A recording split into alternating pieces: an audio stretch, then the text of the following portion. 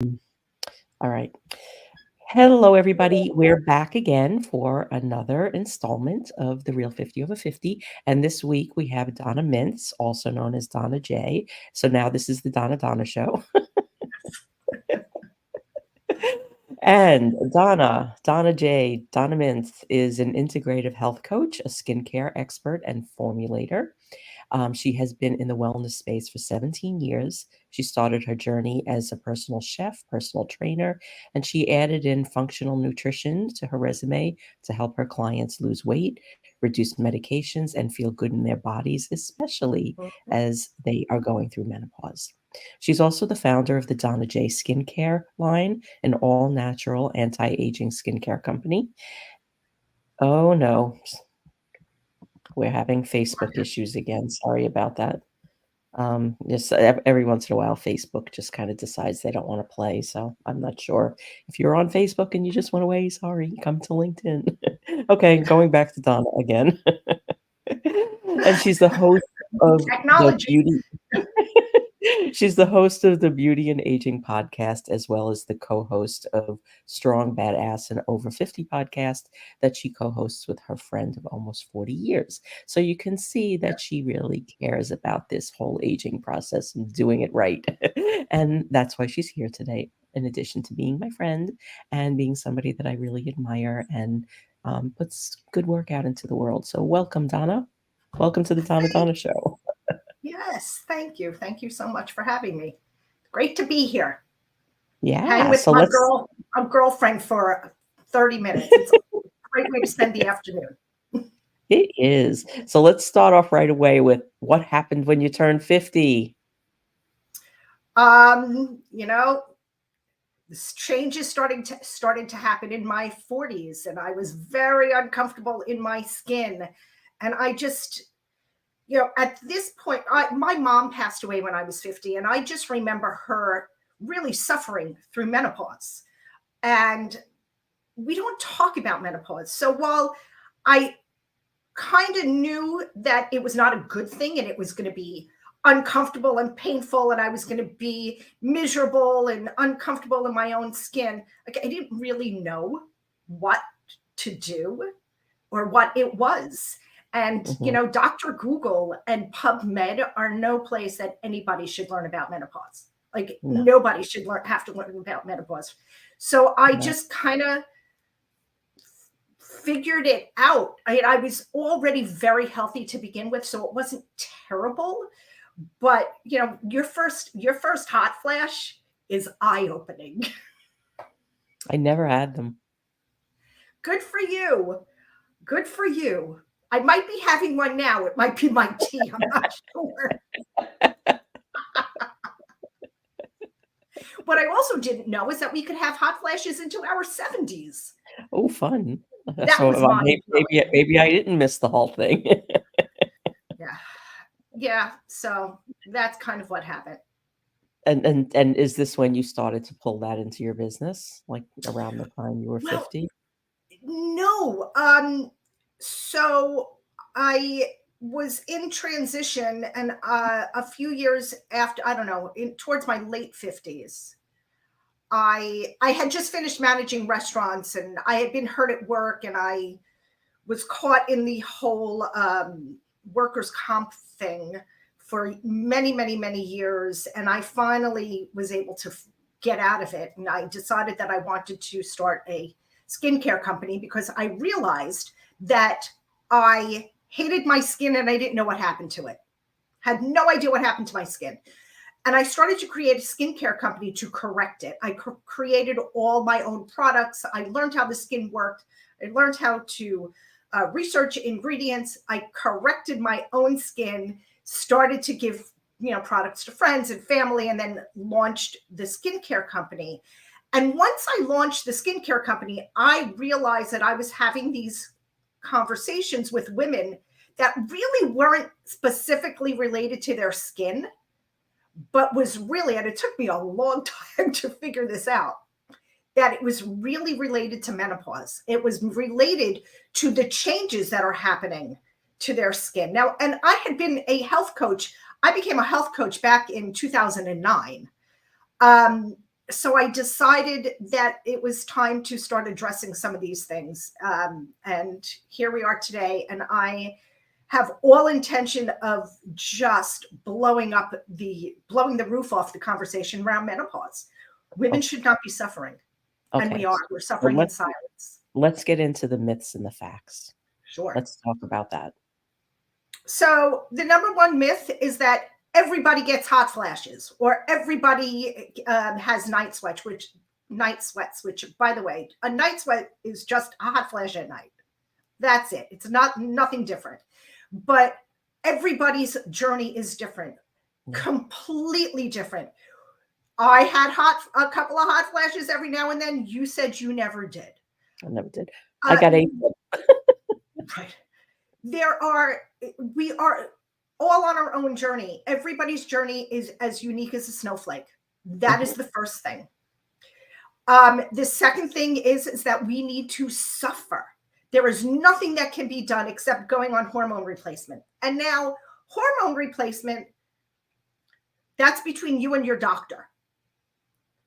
But where I come in is I support women through the lifestyle changes. And yes, there are lifestyle changes that can be made. So new research has come out saying that one of the causes of hot flashes is insulin resistance. Well, insulin resistance is sugar. So let's figure out how to cut all that excess sugar out of your diet. We gain weight that we don't actually have to lose weight. I've had a lot of luck with clients with fasting, intermittent fasting. And intermittent fasting is not what everybody thinks it is. You have to learn how to do that properly. We also believe that we're alone. You're not alone. No. You're never alone. There are so many of us. Listen, if we are lucky enough to survive to our 40s and 50s, menopause is a long journey, a very long journey. It can start in your 30s even. So you are not alone. And there are women here who want to support you. Also, another thing, and it's not that I guess this is more of a fact. Menopause really, so there's perimenopause, which is when everything gets wonky, when we start to not feel ourselves, and maybe we start to have a little bit of brain fog, and we're not sleeping well in the hot flashes, and that is what's referred to as perimenopause. You are either in menopause, through menopause, postmenopausal, after you have not had your period for 12 months. So if you have not had your period for 11 months and then you get it, you're still in perimenopause. After that 12 months, welcome to menopause. And then how long? It can be addressed. Yeah, I understand that it's different for everyone, but how long typically does menopause last? Again, it's different for everyone. So that perimenopausal stage, it could start in our 30s, where your period just changes. You get worse PMS and heavier bleeding, or lighter bleeding, or breakthrough bleeding, that can all be equated to perimenopause. Not always. Should always go see your doctor if this is happening, but this can be the start. Now, how long are you in menopause? You're in menopause from the minute the 12 months that you stop getting your period till you die. You are in menopause. So that's a fact. That is a fact. And we're not, we could be in menopause for a third to a half of our lives. Why are we not talking about this and the changes that are happening? It makes no sense to me. Wow. And what are the changes that you see when you work with people and you help them make these lifestyle or dietary changes? How have their symptoms changed and their reactions to some of the things that their bodies are going through? How does that change?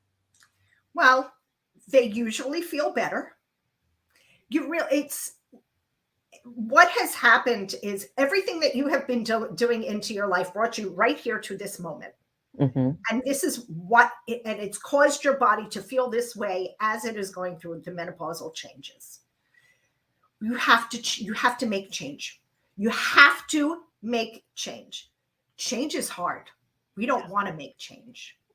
So while the end goal is for everyone to feel better, that transitional change while you're going through the transitional period of menopause through your perimenopause, it can be, I'm never going to lie to anybody, it's work. And you have to put in the time and the work. You have to change. You have to be committed to change and committed to feeling better, because in the end you will feel better. You can lose weight. You can alleviate the hot flashes. You can sleep better. You can feel better in your skin. You can have less brain fog, have more focus, but you have to put in the work. Okay. And like the changes, are they different for everyone? Like the symptoms are different for everyone? Absolutely. Absolutely. What works for one person may not work for another. And I do try to, I if we do too much at one time, that is, number one, extremely uncomfortable, and it's just not doable. If I tell you to do A, B, C, D, and E in the 2 weeks, in a 2 week span between our sessions, you are not going to be happy and you're not going to be able to stick to it. So it's got to be a very slow change. And that is really what I have found helps people, because that the habits, Hmm. as we are changing our habits, Yeah. And then we we start are, to feel better and you're inspired exactly, to keep going, exactly, to make it a exactly, long-term thing. All right. So exactly. now, how does food factor into all of this? Food is everything. I mean, food really is everything. It is first, food is information for the body. Nutrients, vitamins, minerals, phytonutrients, these tell our body and our organs and our tissues what to do. So when you're feeding good information into your body that your body needs and your body can use properly, you're going to be healthier. You're going to have less, you're going to have, number one, going into perimenopause, less symptoms. But number two, once you change that and start eating a little healthier and a little better, you will feel better. It takes, research has found that it takes approximately 3 days to change your microbiome. Your microbiome is in your gut, and it is what breaks down the food and allows our bodies to use it, to use the nutrients. A very complicated thing. Let's just leave it at that. Um, it is much easier once you have a basis of healthy food. You will feel better. The sugar in all its forms, and I'm not only talking about the white sugar, I'm also talking about the muffins and the donuts, and I'm also talking about the pasta and any kind of processed sugar. Our bodies use flour as sugar and glucose. Hmm. Um, Feeds our negative menopause symptoms. So if you can get sugar out of your diet, and unfortunately, that's a really hard thing to do because our brains like sugar. Sugar lights up the same receptors in our brains that cocaine does. And it is just, and they like, and it likes it. It's just as addictive as cocaine. Yeah. So when we start getting on this cocaine, excuse me, not the cocaine spiral, the sugar One spiral. way to lose weight. Well, yeah. Yeah. So we have to really look what we're eating. Mhm. And then how does it, like, what's the impact on your skin? And I'm Oh my sure food, I mean, I know from AFib, my skin has changed and from the medications and everything. And I'm sure, even though I'm not having menopausal symptoms, my body's going through it and has been going through it.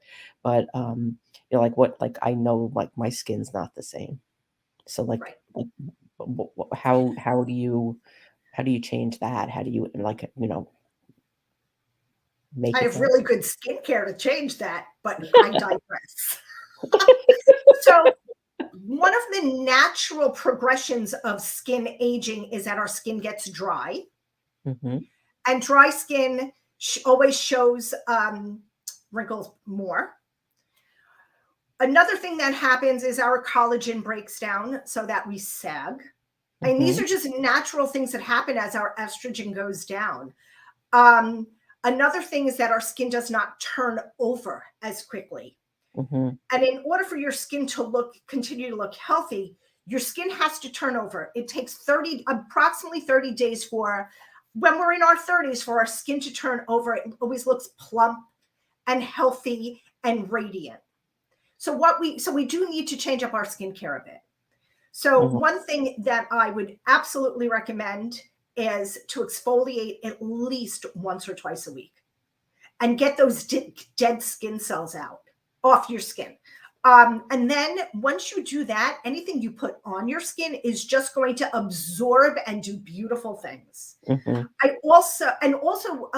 Exfoliating helps with collagen, so that could be helpful. Um, I also firmly believe in taking powdered collagen supplement, Yeah, grass-fed collagen. I drink it Um, every day. I put it in my coffee or my tea every day. Yeah. It's got no taste. I don't like the ones with taste because Mm. once they have like a flavor in them, they also have Chemical. a sugar or Yeah. stevia or something. I do not like the taste of stevia. No, I don't Um, either. yeah. So you want it to be as clean as possible. And then I have a skincare line that is specifically anti-aging, specifically to address aging skin, because what happens is, as I had mentioned, that our skin dries. Dry skin needs oil. We have a natural oil. When our skin gets dry, this is what the natural oil is no longer being produced. Mhm. So we will need to replace that. People think we need water. So we go and we glop on this white, creamy stuff. But we don't actually need water. Drink water. Drink your Mhm. water. And when you talk about exfoliating, Mhm. do you recommend like a scrub type of exfoliation or like a serum type of exfoliation? I recommend you could do both, but if you're going to do a scrub, make sure, remember um, that scrub that was around when we were kids, the avocado, Apri uh, ap Wasn't it apricot? oh, apricot, that's it. Apricot seeds, like, don't do Yeah. that. That is way too harsh. It's And like especially gravel. exactly. You don't use salt, don't use sugar, don't use anything really harsh on your skin, especially as we age, our skin can get thinner. Mhm. You don't want to create tears in your skin. Because when you create tears in your skin is the first line of defense against the toxins of the outside world. Mhm. You do not want to create tears, because then the toxins can get into your body and cause inflammation, which is a whole other story. So I recommend something very, very mild. Mhm. That's great. And, you can go to Donna's website and check out all her products there. And, so now we're gonna swing back to menopause. And I know one of the things that you're really passionate about is changing the conversation around menopause. Let's talk Yes. a little about how you do that. Well, just talking out loud in the light, talking in front of people that we make uncomfortable. There Okay. are Men are uncomfortable, Mhm. and there are some women that are very uncomfortable with the conversation, and I get it. But our health needs to be discussed. Wow. It absolutely needs to be spoken about. So if when I get in a room, yeah, I and I when I speak to men, they all have women they love in their lives, whether Mhm. it's their significant others, their moms, their cousins, their aunts, their daughters. You should be comfortable enough to speak to them Yeah, and open the conversation and let you know that they can talk to you about it. You know, a lot of times, oh my God, she's so friggin' moody all of a sudden. Like, no, no. Or even before, it's like, oh, you're on the rag. yeah, We have to we have to be kinder to each other. yeah, and I mean, just as women, what our bodies go through throughout our lifetime. I Exactly. mean, everything is so traumatic, emotionally, mentally, and physically. I mean, going through puberty, going through Yeah. childbirth and pregnancy or going through the years of childbearing and not getting pregnant, not, even if you choose to not have children, your body still goes through that. And Yes. then, the whole perimenopause, menopause, like menopause for the rest of your life, now that we know that scenario. It's like we're all like, I don't know very many men that could handle it. You're right. You are right. And a lot of divorce happens over 50, Yeah. which is kind of sad that it happens. I mean, there could be other reasons, obviously, but Well, what I'm learning from these conversations I'm having, and you're number 35 or 36, is yeah, that this is happening in midlife because we are realizing we don't really need this. right. So menopause happens at a time in life when life just changes. Yeah. We're over 50, we're not looked at this in the same way. We're not, this sexy babe anymore. Um, but also, jobs are changing, whether we're losing jobs because we're no longer needed, or we're taking on more responsibility and being promoted. Um, if you have raised children, they're usually out of the house by now. You become a you become an empty nester, and you've been with, if you are married, you've been with your significant other for a while now, and all of a sudden you've both changed and grown. Doesn't mean you grew together, but you grew. And do you even still like this person? Yeah. Well, sometimes one person grows and the other one doesn't. I'm Exactly. hearing a lot of that. Exactly. I'm hearing a lot of that. Yes. And So there's a lot going on in this time of life, and just add menopausal symptoms on top of it. yeah, And yay, we I mean, rock. I am hearing a lot of reinvention. A woman, I was connected to a woman this week. Well, actually, she reached out to me after finding this interview series, and she's 77 years old, and she never in her life thought she was going to publish a book, and she published her first book at 75 years old, and her second book at 77. Oh my God. What's the name of the book? What's her name? Let's tell everybody while we're Um, here. I don't know the name of her book. Her Oh, name okay. Yvonne something. She's not even Okay. up on the website yet, but she will be. Gotcha. Yeah, I mean, everyone. I mean, we've got women up to 85 years old that are changing things. They've had careers, successful, and they're just like, I don't want to do this anymore. They're leaving marriages. They're, like, moving Yes. away from their kids.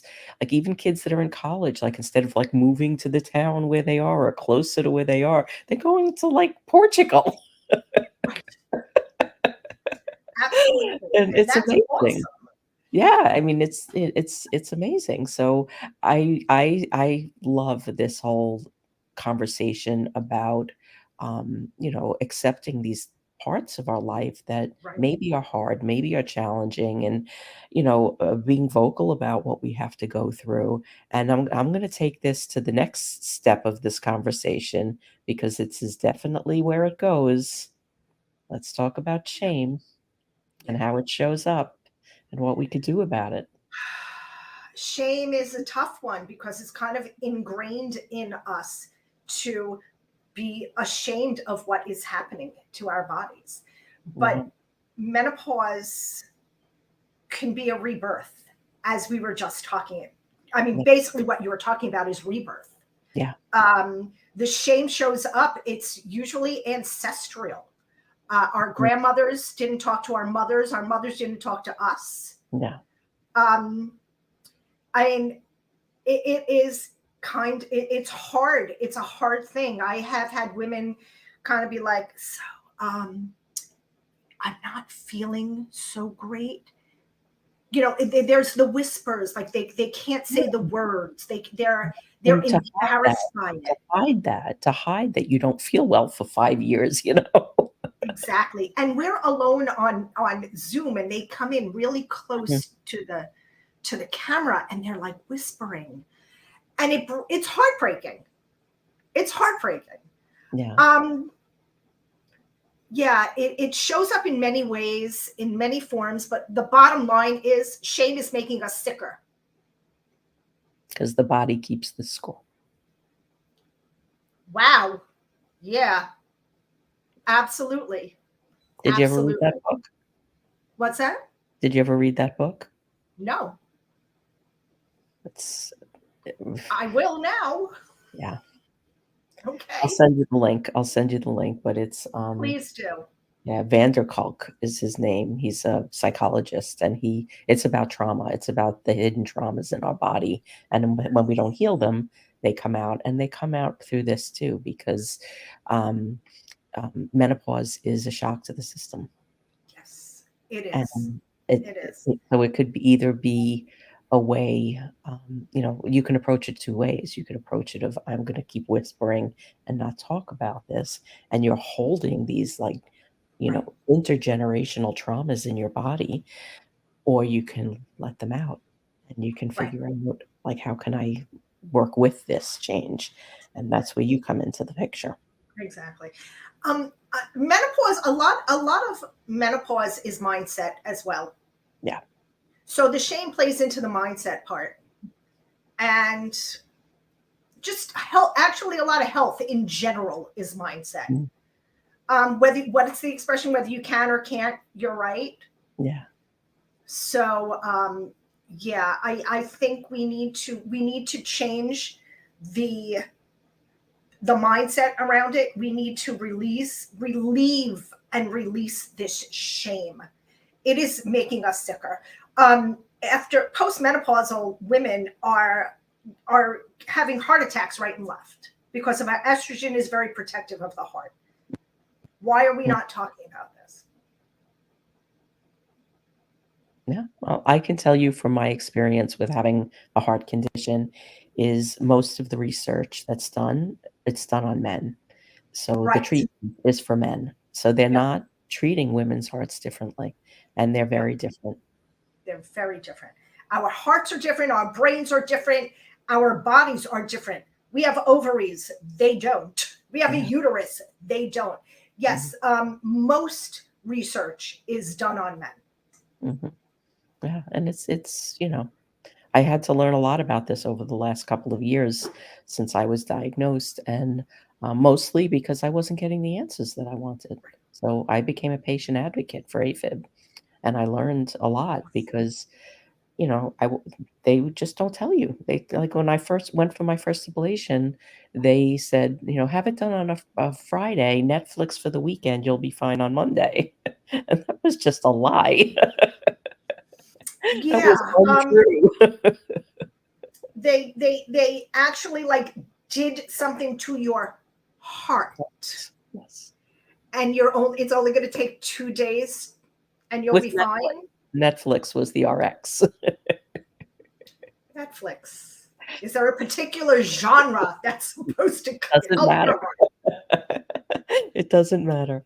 Mm. But yeah, it was not true because they don't tell you what it really does to your body. They don't tell you what it does to your body when your heart rate is irregular for months at a time, and, like, the impact that it has on everything else. And menopause is a trigger. So, like, when I say I didn't get hot flashes, I didn't get hot flashes because I got AFib.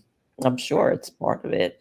And, you know, the doctor even told me that, you know, because I was diagnosed so young and I had you know, a rare kind, not rare, but just like not, I don't have typical AFib. He said, well, the good news is you're young and otherwise healthy. The bad news is you're young and otherwise healthy. He said, because it comes back. And as you age and as things change in your body, so many of them are triggers. So this is really important. This is an important conversation for people that have other health issues as well, because if you can calm down those symptoms around menopause and the way that you think about it and the way that you approach your body and how it changes, it's going to help with the other conditions, health conditions as well. Exactly. Absolutely. It's like the domino effect. Yeah. Yeah. It could go good or it could go bad. Yeah. And Well, sometimes it just goes. sometimes it just Sometimes goes. it just goes. And, you know, We it'll do just have do more what it wants control than to we do. believe. I guess it's kind of like when you're pregnant, when that moment when you realize that you're no longer driving this vessel you call your body. Exactly. Okay. Well, this has been very educational and really full of incredible information. And everything we do sends a signal. Yes, So it I does. guess everything we eat, everything we watch, everything we listen to, every external factor, every internal factor, it all matters. And we need to be aware of all of it. And you have brought some really valuable information. I thank you. Thank you for giving me a place to do that. I appreciate you. This was awesome. Yeah, let's stop suffering in silence. Let's Yeah. just like shatter the shame Oh, and shatter just, the shame. I like that. yeah. Okay, that's like Brene Brown level good. Oof. Okay, so please connect with Donna, donnajwellness.com, and there you can learn about how she helps people through this process and also her skincare line and all the other things that she's up to. And come back next week because we have another interview next Wednesday at noon live right here again. And maybe Facebook will work next week and maybe it won't. Who knows? But if you're in the US, have a very happy Thanksgiving if you're celebrating. And Donna, thank you. Thank you for spending some time with us today Thank, and sharing all of your incredible knowledge. thank And you. and we'll see you next week. Thanks.